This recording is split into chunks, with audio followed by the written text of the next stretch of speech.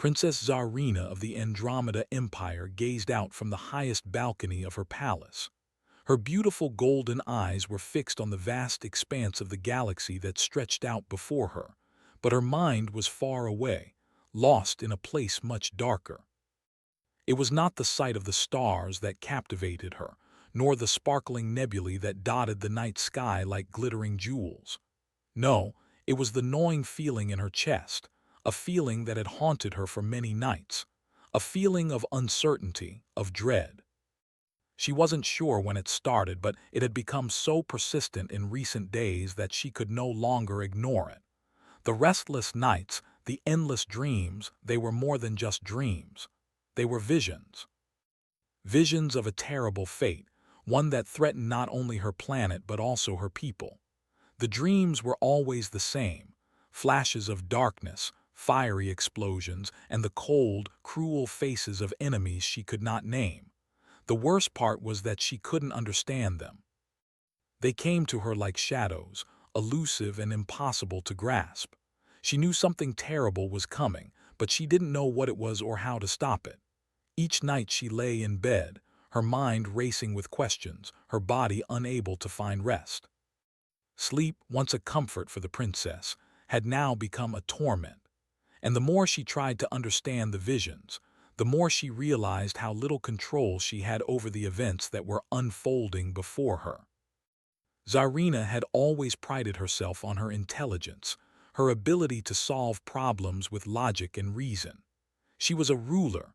After all, the future of the Andromeda Empire rested on her shoulders.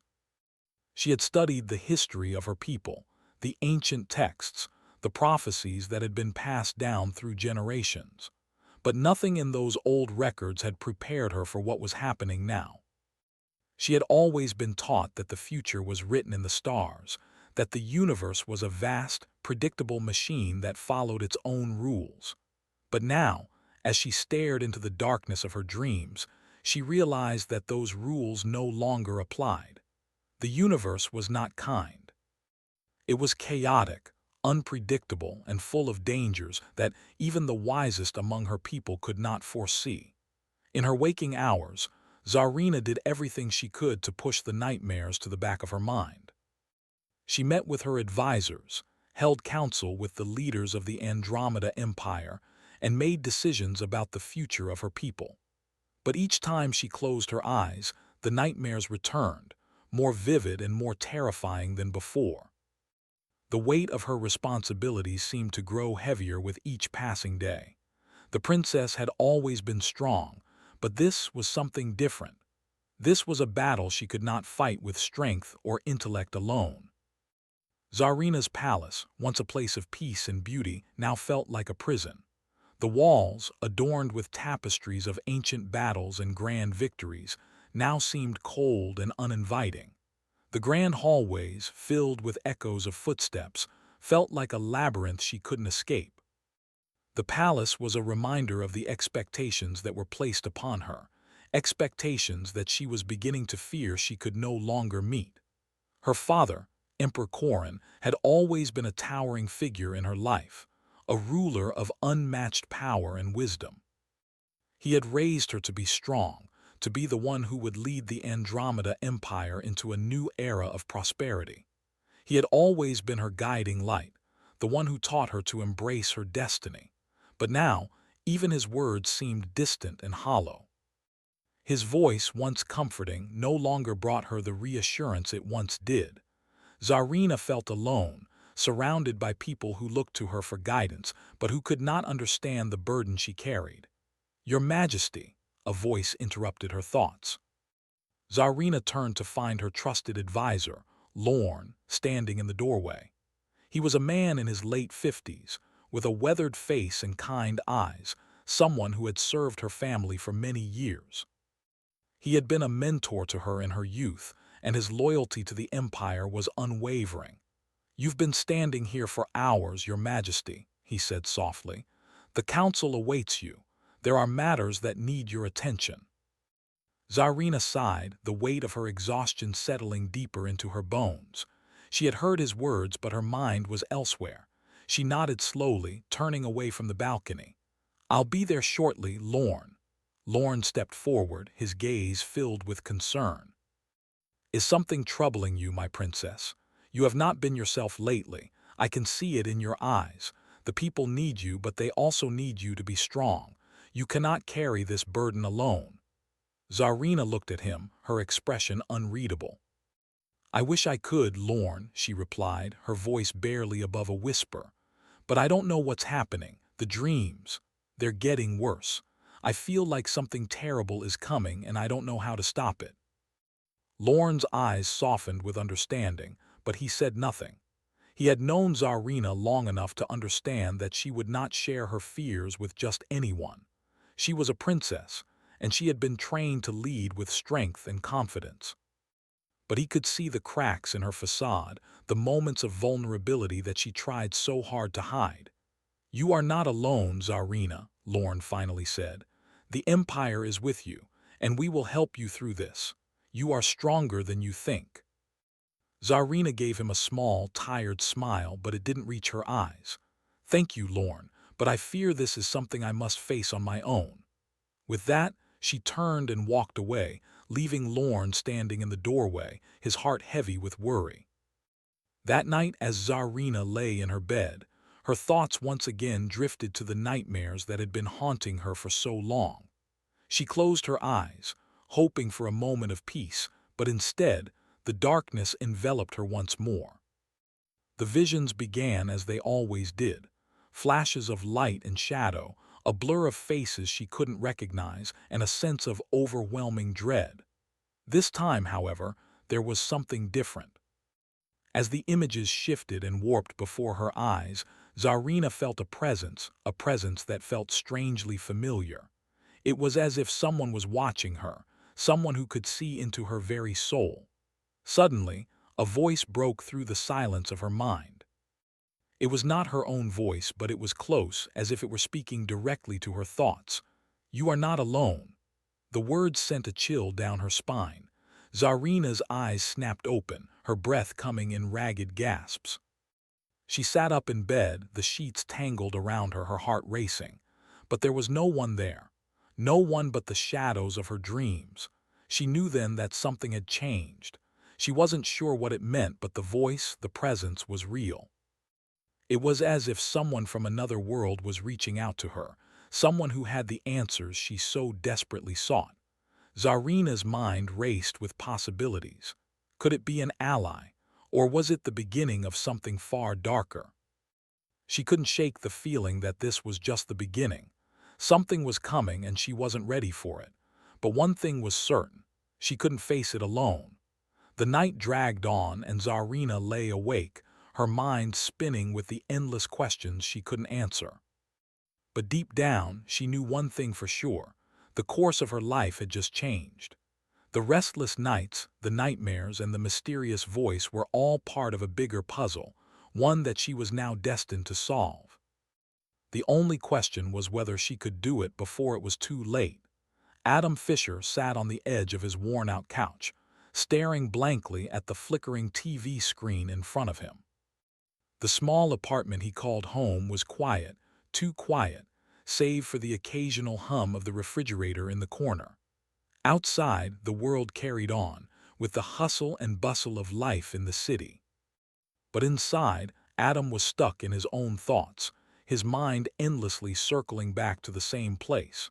He had never been one to dwell on things, but the past few days had been different. Strange dreams had started invading his sleep, dreams that left him feeling disturbed and unsettled. He wasn't the type to believe in anything supernatural or otherworldly, but these dreams were different. They felt real, too real. The first dream had been the most vivid. He had been standing on the edge of a vast, alien landscape, with two moons hanging in the sky and the air thick with the scent of something he couldn't quite identify. There, standing in front of him, had been a woman, an alien woman, her skin pale and shimmering like the moonlight, her eyes deep and violet, glowing with an intensity that took his breath away. She had looked at him with an expression that mixed sorrow and determination, as if she were trying to communicate something, but no words had been spoken. The next thing he knew, he had woken up with a jolt, his heart racing, a feeling of unease hanging over him like a cloud. That had been the first night, but since then the dreams had only intensified. Each time the alien woman would appear, her presence growing stronger and more urgent, her voice now reaching him through the fog of sleep. But what bothered Adam the most wasn't the woman herself. It was the feeling that something was coming, something dark and powerful, and that he was somehow involved. He had tried to shake it off. He was just an ordinary guy, a mechanic who fixed cars for a living. He didn't have any special skills or abilities. He had no reason to be dreaming about an alien princess. But the dreams were persistent, and they didn't let up. They were becoming a constant part of his nights, and he couldn't ignore them any longer. Adam shifted on the couch and picked up his phone. He scrolled aimlessly through social media, trying to distract himself from the nagging feeling in the back of his mind. But no matter how many times he refreshed his feed, the feeling remained. Something was happening, and he couldn't understand it. What did these dreams mean? Why was he seeing this woman in his sleep? And why couldn't he shake the feeling that it was somehow important? His thoughts were interrupted by the sound of his phone buzzing on the coffee table. He picked it up, expecting a text from his friend Jake, but it was Jake. It was a message from an unknown number. "Are you awake?" the message read. Adam furrowed his brow. He didn't recognize the number, but he couldn't ignore the feeling that the message was somehow connected to the strange events that had been unfolding in his life. He typed a quick response. "Who is this?" A moment later, the reply came. "It's me, Zarina." Adam's heart skipped a beat. He felt a rush of confusion, followed by a strange sense of recognition.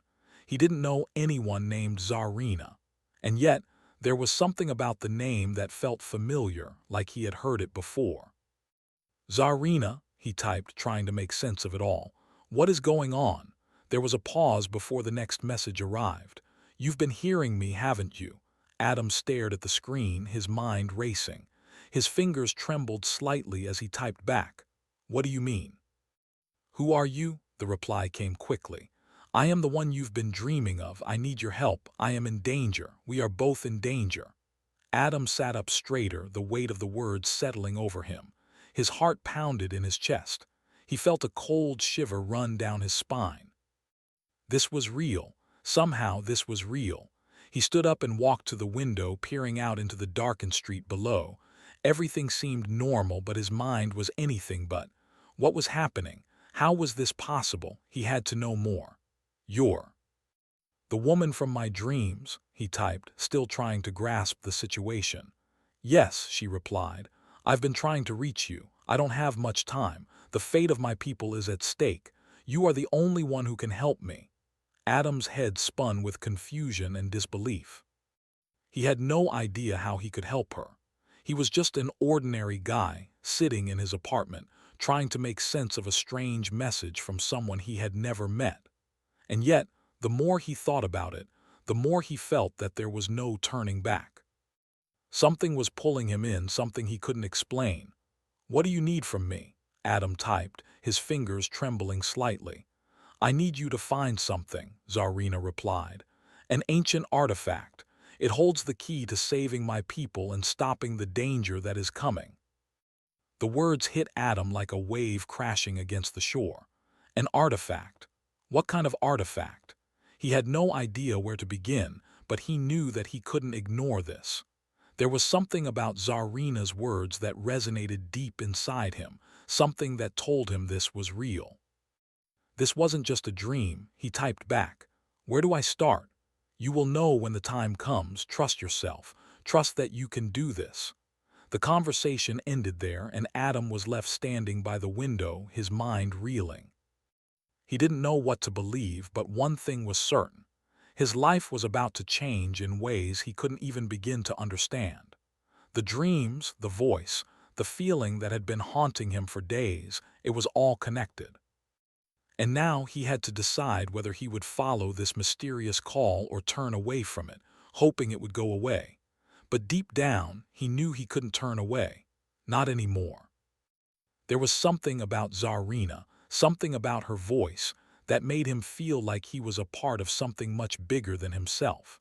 And whatever danger was coming, he was now bound to it, whether he liked it or not.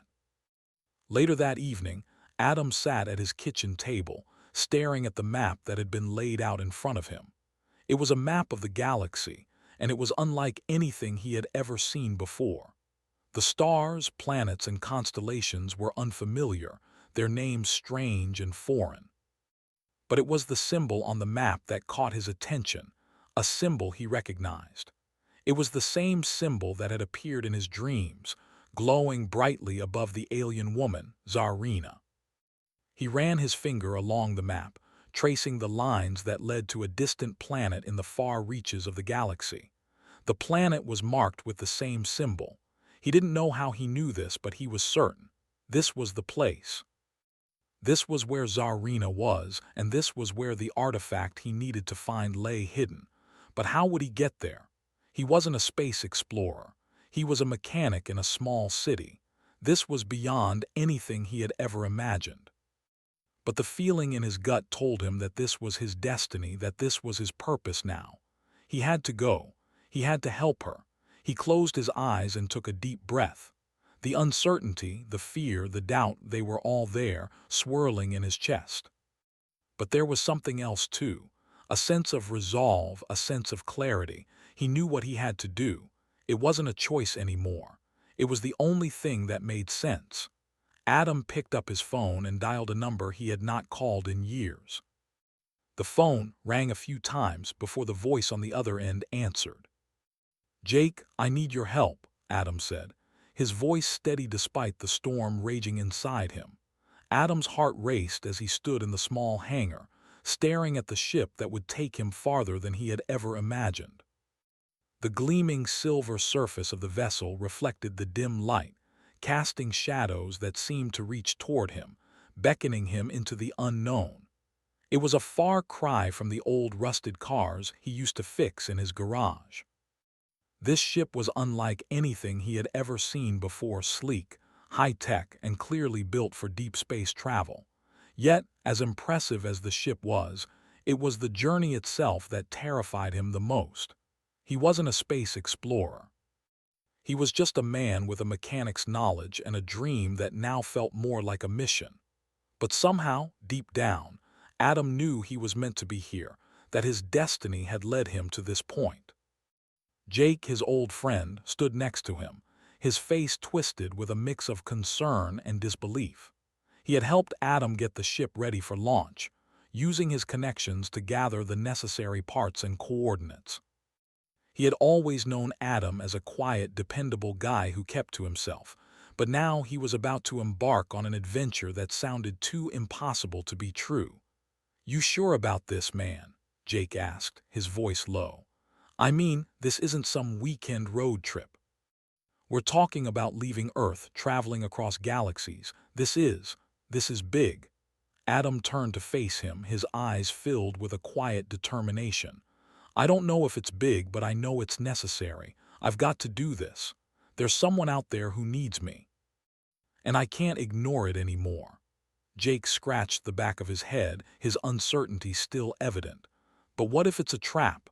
What if this whole thing is some kind of mistake? You barely know anything about this woman, about what's really going on." "I know," Adam replied, his voice steady. "But I feel it, Jake.